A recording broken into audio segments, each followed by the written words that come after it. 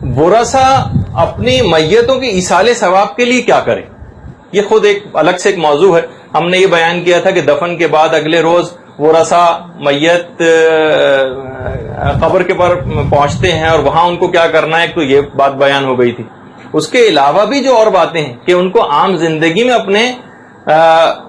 جو میتیں ہیں ان کے لیے، جو آبا و اجداد جو گزر گئے ہیں، جو رشتہ دار مر چکے ہیں، ان کے ایصال ثواب کے لیے کیا کرنا چاہیے. سب سے پہلی چیز تو یہ ہے کہ ان کے واجبات کی ادائیگی کا اہتمام کروائیے. معاویہ ابن وہب چھٹے امام جعفر صادق علیہ الصلوۃ والسلام کی خدمت میں آتے ہیں اور آ کے کہتے ہیں کہ مولا یہ بیان فرمائیے کہ آخر ہم کون سے ایسی چیزیں کریں کہ جو مردوں تک پہنچتی. امام نے فرمایا ادائیگی حج، صدقہ دینا اور میت کی نیابت میں روزے رکھوانا. محسن برقی کی روایت ہے کہ یہ تین چیزیں امام نے کہا یہ اس تک ضرور پہنچتی. پیغمبر اسلام یہ فرماتے ہیں کہ دعا اور استغفار اولاد کی طرف سے والدین کو ہدیہ ہوتا ہے. الدین فی القصص ایک کتاب ہے، اس کے اندر باقاعدہ ایک بادشاہ کا واقعہ کہ بادشاہ انتقال کر گیا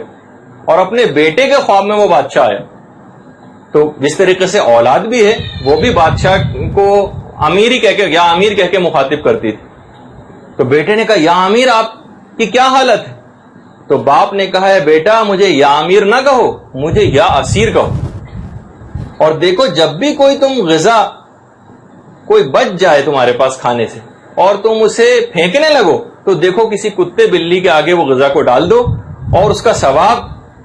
میرے لیے ہدیہ کر دیا کرو، مجھے بے انتہا اس ثواب کی یہاں پر شدید ضرورت ہے. تو آپ نے دیکھا کہ بہرحال جو انتقال کر گئے ہیں لوگ، ان کے ایصال ثواب کے لیے یہ سب چیزیں کرنا انتہا سے زیادہ ضروری. پیغمبر اسلام جو فرماتے ہیں کہ اولاد کی طرف سے والدین کے لیے حج کرنا، فقط اور فقط حج کرنے کی وجہ سے ہی اولاد فرما برداروں میں لکھ دی جاتی. اور سب سے بہترین جو صلہ رحمی ہے مرنے والے کے ساتھ، وہ اپنے مرحوم رشتہ داروں کی طرف سے حج کرنا. سب سے بہترین مرحوم رشتہ داروں کے ساتھ جو صلہ رحمی ہے وہ ان کی طرف سے حج کرنا. پیغمبر اسلام فرماتے ہیں کہ جب بھی کوئی شخص ایصال ثواب کرتا ہے، یعنی کسی کو کوئی ثواب ہدیہ کرتا ہے، اس تک پہنچاتا ہے، تو جبریل اسے نور کے طبقوں میں رکھ کر، نور کے برتنوں میں رکھ کر اس کو اس کے قبر کے کنارے لے جاتے ہیں اور اس سے کہتے ہیں کہ ہدیہ تیرے گھر والوں نے بھیجا، اس کو تو قبول کر. اس وقت وہ مرنے والا انتہائی خوشی اس ہدیے کو قبول کرتا ہے، اور جس وقت اس کے پاس یہ ہدیہ آیا ہوا ہوتا ہے تو اس کے پڑوسی بڑے غمگین ہو جاتے ہیں. پڑوسی تو باقاعدہ ایک روایت بھی ہے، سعد ابن عبادہ جو پیغمبر اسلام کے اصحاب میں سے تھے، وہ آ کے پیغمبر کے پاس کہتے ہیں کہ یا رسول اللہ، میری والدہ بغیر وصیت کے انتقال کر گئی، تو کیا میرا ان کے لیے صدقہ کرنا ان کو نفع پہنچائے گا؟ تو پیغمبر اسلام نے فرمایا ہاں سعد، ان کے لیے صدقہ کرو چاہے بکری کے جلے ہوئے پائے کیوں نہ ہو. یعنی کبھی بھی آپ اس سے یہ نہ سوچیے گا کہ بس صرف بڑے بڑے ہی ہمیں کام کر رہے ہیں اور اتنی دیگیں ہی پکوانی ہیں تو ہی ایصال ثواب ہوگا. نہیں، جتنا بھی ممکن ہو سکے آپ کے لیے، جس قدر بھی ممکن ہو سکے میت کے لیے ایصال ثواب کرتی رہیے گا. اور باقاعدہ ایک مرد صالح کا ایک واقعہ کتاب میں پڑھ رہا تھا کہ جس نے خواب کے اندر یہ دیکھا تھا کہ اہل قبور حلقہ بنا کر کھڑے ہوئے ہیں. اہل قبور حلقہ بنا کر کھڑے ہوئے ہیں، تو وہ جو شخص خواب دیکھ رہا تھا اس نے جا کر ان سے پوچھا کہ کیا بات ہے، کیا قیامت آ گئی جو آپ اس طرح سے کھڑے ہوئے ہیں؟ تو اس پر ایک مردے نے جواب دیا، جس کی روح وہاں پر موجود تھی قبروں کے اطراف میں، کہا کہ ہمارے ایک بھائی نے سورہ اخلاص پڑھ کر یہ ثواب ہم تک پہنچایا ہے جسے ہم 1 سال سے تقسیم کر رہے ہیں. تو آپ نے دیکھا کہ اتنی، یعنی جو ہمارے لیے صرف چند سیکنڈز کی چیزیں ہیں لیکن مردوں کے لیے کتنا زیادہ فائدہ پہنچانے والی. تو کوشش کرنا چاہیے کہ روزانہ ہم اپنے مردہ مومنین کے لیے ہدیہ کرتے رہیں اور نیک اعمال جو. خود پیغمبر اسلام کے پاس ایک شخص آتا ہے اور کہتا ہے کہ میرے والد وفات پا چکے ہیں، اب میں کس طرح سے ان سے صلہ رحمی کر سکتا ہوں، کیا کون کون سی نیکیاں ان کے لیے کر سکتا ہوں؟ پیغمبر نے فرمایا کہ 4 حقوق تمہارے والدین کے تم پر اب بھی باقی ہیں، 4 حقوق۔ نمبر 1 دعا میں کبھی ان کو فراموش نہ کرنا۔ نمبر 2 ان کے کیے گئے وعدوں کو پورا کرو، یعنی جو انہوں نے جو وعدے دوسروں سے کر کے گئے ہیں ان کو پورا کرو۔ تیسری چیز یہ ہے کہ ان کے دوستوں کا عزت و اکرام کرو۔ عام طور پر یہ ہوتا ہے کہ والد مثلا بوڑھے تھے، انتقال کر گئے، ان کے جان پہچان والے جو ظاہر ہے جو ان کے ہم عمر ان کے دوست ہوں گے وہ بھی بہت بوڑھے ہوں گے، تو لوگ عام طور پر ان کی طرف دیکھتے نہیں ہیں، التفات بھی نہیں کرتے۔ پیغمبر نے فرمایا کہ یہ جو 4 حقوق ہیں تمہارے والدین کے، ان میں سے ایک ان کے دوستوں کا عزت و اکرام ابھی بھی کرنا ہے۔ اور نمبر 4 اپنے والدین کے رشتہ داروں کے ساتھ نیکی کرتے رہو، کیونکہ اب ان کے رشتہ دار بھی جیسے اب ہمارے لیے بڑے پرانے اور بوڑھے وہ ہو گئے ہیں، اور ہم بہت سارے لوگ ان سے بات کرنے کے لیے جانا بھی پسند نہیں کرتے، تو پیغمبر اسلام کی یہ 4 حقوق ایسے ہیں جو والدین کے مرنے کے بعد بھی باقی رہتے ہیں۔ الدین فی القصص، جس کا میں نے اس سے پہلے حوالہ دیا تھا، اس کتاب کے اندر سمرقند کے ایک شخص کا، ایک مومن کا ایک واقعہ بھی نقل کیا گیا کہ وہ مومن شدید ترین ایک دفعہ بیمار پڑ گیا۔ اس نے بہرحال منت مانی کہ اگر میں اس بیماری سے صحتیابی پا گیا تو جمعے کے دن میں جو کچھ بھی کماؤں گا اپنے مرحوم والدین کے لیے صدقہ کیا کروں گا۔ بہرحال وہ اس طریقے سے دن گزرتے رہے، وہ جو جمعے کے دن کماتا تھا وہ اپنے مرحوم والدین کو صدقہ کر دیا کرتا تھا۔ ایک دن جمعے کے دن صبح سے شام تک، بہرحال غریب شخص تھا، ڈیلی ویجز ٹائپ کی کوئی اس کی جاب تھی، پورا دن جمعے کا نکل گیا لیکن اس دن اس کو کوئی کام ہی نہ ملا، یہاں تک کہ شام ہو گئی، شدید ترین پریشانی میں گھر واپس آیا کہ بہرحال اب تو منت میں نے مانی تھی، اس کا پورا کرنا بھی واجب ہے۔ ایک عالم کے پاس گیا، عالم کے پاس گیا کہ کہا کہ میں تو جمعے کے دن جو کماؤں گا وہ ہدیہ کروں گا، تو آج تو میں کچھ کما ہی نہیں سکا، اب میں اپنی منت کو کیسے پورا کروں؟ ان عالم نے کہا کہ تم یہ کرو کہ تو ان کے سامنے اس پھلوں کے چھلکوں کو جا کے ڈال دو، جب وہ کھا چکے ہیں اس کو تو اس کا ثواب اپنے والدین کی روح کو ہدیہ کرو۔ جمعے کے دن اس نے یہ کام کیا۔ ہفتے کی رات کو جب سویا تو اس نے خواب میں اپنے والدین کو دیکھا جو انتہائی خوش تھے، اس کو اپنی آغوش محبت میں اس کے والدین نے لے لیا، کہا بیٹا جس چیز کی ہمیں ضرورت تھی تم نے وہ چیز ہم تک پہنچائی، خدا تم سے راضی و خوش رہے۔ اب دیکھیے اس سے بھی ایک اندازہ آپ لگانے کی کوشش کریں کہ اتنی چھوٹی چھوٹی سی چیزیں کہ اس نے کوڑے پر سے جو چھلکے تھے پھلوں کے ان کو دھونے کے بعد جانوروں کو کھلا کے اس کا ثواب صدقہ کیا، تو وہ بھی اس کے والدین کے کتنا زیادہ کام آیا۔ اچھا، اسی طریقے سے خالی یہی نہیں کہ ہم سوچتے ہیں کہ بھائی یہ تو جو کہ عام قسم کے لوگ ہوں ان کو اس ثواب کی زیادہ ضرورت ہوتی ہے، اور جو بڑے بڑے علماء ہیں اور ان کے والدین ہیں وہ تو پہلے سے اتنے غنی اور وہ سب ہوتے ہیں کہ ان کو تو اس چیز کی ضرورت ہی نہیں۔ آیت اللہ محمد حسین طباطبائی کے ایک بھائی تھے، محمد حسن طباطبائی، فلسفے کے بہت بڑے عالم تھے۔ ان کا ایک شاگرد تھا سید محمد حسن طباطبائی، آیت اللہ سید محمد حسین طباطبائی کے بھائی۔ ان کا ایک شاگرد تھا تبریز میں جو تحذیر ارواح کا ماہر تھا، ارواح کو حاضر کرنا۔ اچھا، اتنا میں اور بتا دوں کہ موجودہ مجتہدین کے فتوے میں تحذیر ارواح حرام ہے، ارواح کو حاضر کرنا، اور بہرحال یہ ایک علم اور فن ہے اور یہ چیز پاسبل ہے۔ اتنا میں بتا دوں کہ یہ چیز بالکل پاسبل ہے، روحوں کو عالم ارواح سے بلا لینا، لیکن بہرحال موجودہ مجتہدین نے اس کو حرام قرار دیا، آقا کوئی نے بھی حرام قرار دیا تھا۔ اچھا، صرف آیت اللہ خامنہ ہی ہیں جو تحذیر ارواح کو مطلقاً حرام قرار نہیں دیتے، فرماتے ہیں کہ اگر ان کو اذیت نہ ہو اور کوئی اور حرام اس کے اندر نہ آئے تو بہرحال تحذیر ارواح میں شرعاً کوئی قباحت نہیں۔ لیکن آقا سیستانی ہیں، آقا خوئی ہیں اور دیگر جو علماء ہیں وہ یہ کہتے ہیں کہ بہرحال ارواح کو بلانے میں ارواح کو ایک اذیت تو ہوتی ہے، اور ارواح کو اذیت پہنچانا یہ بھی حرام ہے۔ تو لیکن بہرحال یہ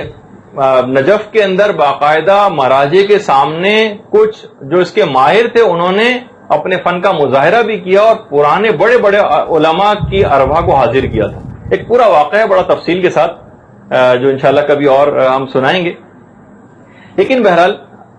تو آیت اللہ طباطبائی فرماتے ہیں کہ میرے بھائی محمد حسن طباطبائی نے اپنے اس شاگرد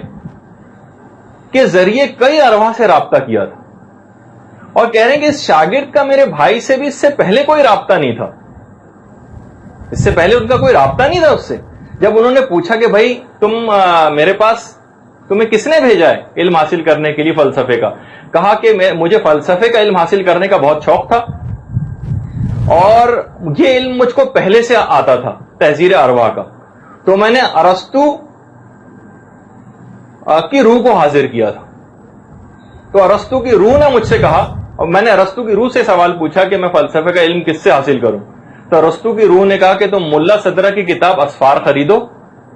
اور اس کے بعد محمد حسن طباطبائی جو آیت اللہ محمد حسین طباطبائی کے بھائی ہیں ان کے پاس جا کر اس کو پڑھو. ارسطو 3000 سال پرانا ارسطو کا دور ہے. اس کے بعد اس نے ارسطو کے بعد افلاطون کی روح سے اور ملا صدرہ کی روح سے بھی مشکل ترین مسائل کا حل دریافت کیا تھا ان کے بھائی نے. اور افلاطون کا جملہ بھی انہوں نے کوٹ کیا کہ افلاطون نے کہا تھا کہ تم لوگ خدا کا شکر ادا کرو اور اپنی اہمیت کو سمجھو کہ ہم جس زمانے میں تھے تو ہم کلمہ توحید کو اپنی زبان سے ادا بھی نہیں کر سکتے تھے جو اتنی آسانی کے ساتھ آج اپنی زبان سے ادا کر رہے. تو آیت اللہ طباطبائی فرماتے ہیں کہ وہ جس شخص کی بھی روح کو چاہتا تھا حاضر کر دیتا تھا. البتہ 2 علماء کی ارواح کو وہ حاضر نہیں کر سکا, رضی الدین ابن طاؤس اور سید مہدی بحر العلوم, جن کا ابھی میں نے پورا واقعہ آپ کی خدمت پیش کیا. کہا کہ صرف ان 2 ارواح کو حاضر نہیں کر سکا کیونکہ ان دونوں ارواح نے عالم برزخ سے پیغام پہنچایا کہ ہم آپ کے پاس نہیں آ سکتے کیونکہ ہم امیر المومنین کی خدمت کے لیے وقف ہیں.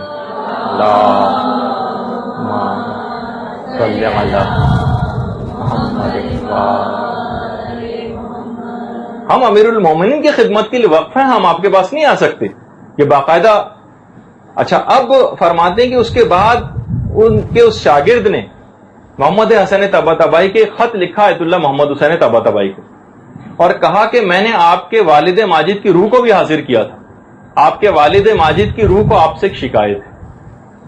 وہ شکایت یہ ہے کہ آپ نے تفسیر المیزان لکھی. اتنا میں بتا دوں کہ تفسیر المیزان اس وقت عالم اسلام کی شیعہ اور سنی تمام وہ تفاسیر کو اگر ملائیں تو اس سے بہتر کوئی تفسیر آج تک لکھی ہی نہیں گئی. اور تفاسیر کے اپنے کچھ امتیازات بھی ہیں کہ آیت اللہ خوئی نے جب تفسیر البیان لکھنی شروع کی تھی اور ابھی شروع ہی کیا تھا کام اور ابھی صرف مقدمہ تفسیری لکھا تھا کہ آیت اللہ محمد حسین طباطبائی کی المیزان سامنے آ گئی, تو آیت اللہ خوئی نے اپنی تفسیر کے کام کو بند ہی کر دیا. کہا کہ یہ ایسی تفسیر ہے جیسے میں لکھنا چاہتا تھا اور اب اس میں مزید کچھ کرنے کی ضرورت نہیں, وہ کام ہو چکا. تو آیت اللہ محمد حسین طباطبائی فرماتے ہیں کہ اس نے مجھے خط لکھا, کہا کہ آپ کے والد کی روح آپ سے خوش نہیں اور وہ یہ کہہ رہی ہے کہ آپ کے والد کی روح نے کہا ہے کہ میرے بیٹے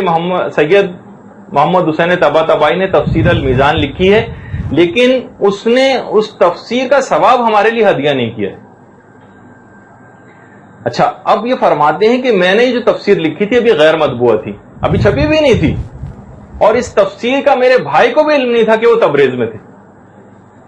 ان کو بھی اس کا علم نہیں تھا. یہاں تک کہ جب ان کو بھی علم نہیں تھا تو اس کے شاگرد کو کہاں سے علم ہو گیا.